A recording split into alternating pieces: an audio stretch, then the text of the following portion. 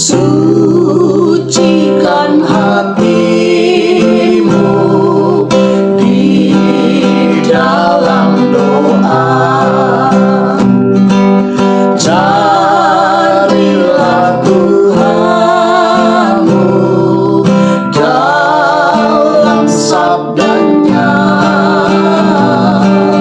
Tunjukkanlah cinta, tolong yang lemah.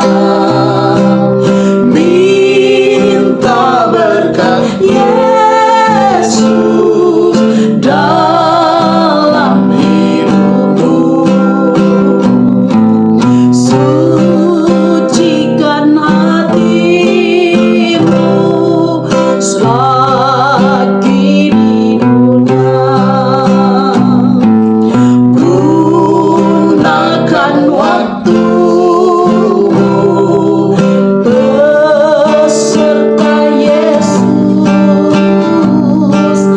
Pandanglah padanya, tiru kasihnya. Buangkan segala dosa, carilah. Saudaraku, mari kita tunduk kepala dan kita berdoa. Terima kasih Tuhan, kami punya kesempatan yang baik lagi untuk belajar firman-Mu pada saat ini. Diberkati dengan tuntunan Roh Kudus, dalam nama Tuhan Yesus kami persembahkan doa ini. Amin. Firman Tuhan kita pada saat ini berjudul Buah Sulung, ayat tema, Terpujilah Allah dan Bapa Tuhan kita Yesus Kristus, yang karena rahmat-Nya yang besar telah melahirkan kita kembali oleh kebangkitan Yesus Kristus dari antara orang mati, kepada suatu hidup yang penuh pengharapan. 1 Petrus 1 ayatnya yang ketiga. Nah, ketika suara malaikat yang berkuasa kedengaran di kubur Kristus mengatakan, Bapamu memanggil engkau, juru selamat pun keluarlah dari kubur oleh hidup yang ada dalam dirinya sendiri. Sekarang kebenaran perkataannya dibuktikan. Aku memberikan nyawaku untuk menerimanya kembali. Aku berkuasa memberikannya dan berkuasa mengambilnya kembali. Di atas katanya kubur Yusuf yang telah terbuka, Kristus telah mengumumkan dalam kemenangan, Akulah kebangkitan dan hidup. Perkataan ini dapat diucapkan hanya oleh Allah. Segala makhluk yang diciptakan hidup oleh kehendak dan kuasa Allah. Merekalah penerima hidup dari Allah dalam keadaan tidak berdiri sendiri. Dari serafim yang tertinggi sampai dengan makhluk hidup yang paling hina, semuanya diisi kembali dari sumber kehidupan. Hanya Dia yang satu dengan Allah dapat mengatakan, Aku mempunyai kuasa menyerahkan hidupku, dan aku mempunyai kuasa untuk mengambilnya kembali. Dalam keilahiannya, Kristus memiliki kuasa untuk memutuskan rantai kematian.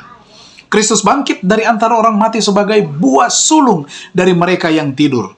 Ialah yang dilambangkan dengan berkas yang diunjuk, dan kebangkitannya terjadi tepat pada hari ketika berkas yang diunjuk itu dipersembahkan di hadapan Tuhan. Selama lebih dari 1000 tahun, upacara simbolis ini telah diadakan. Dari ladang penuaian, mayang mula-mula dari gandum yang masak dikumpulkan. Dan ketika orang banyak pergi ke Yerusalem untuk Paskah, seberkas buah sulung diunjuk sebagai suatu persembahan syukur di hadapan Tuhan. Nanti sesudah buah sulung ini dipersembahkan, barulah sabit dapat digunakan untuk menyabit katanya gandum. Dan gandum ini dikumpulkan berkas-berkas. Berkas yang dipersembahkan kepada Allah melambangkan panen. Kebangkitannya melambangkan dan menjamin kebangkitan segala orang benar yang sudah mati. Ketika Kristus bangkit, Ia membawa banyak tawanan dari kubur. Gempa bumi pada saat kematiannya telah membuka katanya kubur mereka. Dan ketika Ia bangkit, mereka keluar dengan Dia. Merekalah yang telah bekerja bersama-sama dengan Allah, dan yang dengan mengorbankan jiwa mereka sendiri telah memberikan kesaksian tentang kebenaran. Sekarang mereka harus menjadi saksi baginya yang telah membangkitkan mereka dari antara orang mati. Mari saudaraku, kita renungkan lebih dalam. Yesus menawarkan kebangkitan fisik kepada mereka yang mati di dalam Kristus. Tetapi apakah saya telah mengalami kebangkitan rohani yang juga Dia berikan? Kita dapat jawab dalam hati kita masing-masing.